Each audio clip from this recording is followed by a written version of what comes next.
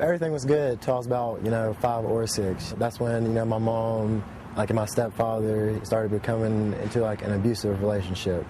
It was around Christmas time. And, I'm sitting there thinking, all right, Santa's getting ready to come, getting ready to get these presents, wake everybody up at 3 in the morning. It was just really early in the morning, and I was, heard the whole house rumble, and, glass being broke, and I walk outside my room, and all I hear is my mom saying is, "You're choking me. I can't breathe." That is probably the most prominent, vision and memory that I still have in my mind today. My 8th grade year was when I hit rock bottom. School during that time, every day, I wake up, put my face on, put my smile on. I excelled in my grades. Superlatives, I got most popular. School life was great. I mean, it was nothing better. But outside of school is when, the mask would have to come off, and I'd really be solitaire and introverted within my house. There comes times where it would happen again, he'd get ready to put his hands on my mother, and I'd just step in and I'd do whatever I had to do. I'd get, I'd push him back. If he pushed me, so be it. I wasn't gonna back down. I was 12 years old, 110 pounds. What am I gonna do with Goliath? So I got to the point where one night, I was just I was like, you know what?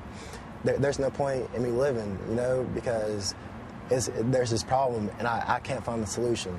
I was calling my friend, my best friend John, and I called him. I was like, John, hey, I can't do it anymore, man. He was trying to talk me out of it, and then eventually I just hung up the phone.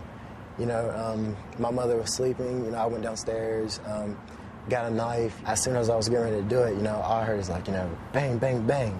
And it's John, and they're pounding on the door, saying it to open. John, grabbed me by the collar, threw me on the ground.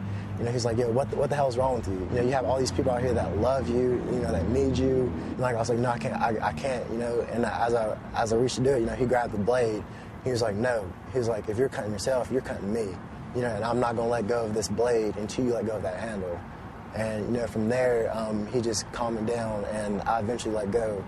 From there, that's when pretty much my life was saved, through my friends. Most people think about people that want to commit suicide. They're going to think about the outcast. People need to know it can be anybody. You can see me on the streets, today and think, oh, he would never do that.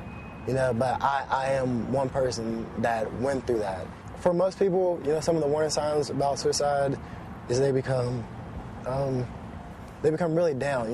They're not themselves at all. And it's only those true friends that are actually going to see, how they're acting. When you hear that, I don't want to talk about it, then that should be, a red alert right there. When it gets to the point where you have to step in and, shake some, reality into them, then you need to do so.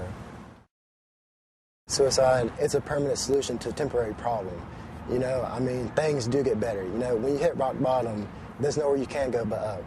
To actually put in words, is indescribable. These friends will be the ones I will never forget, because without them, I wouldn't be sitting here right now.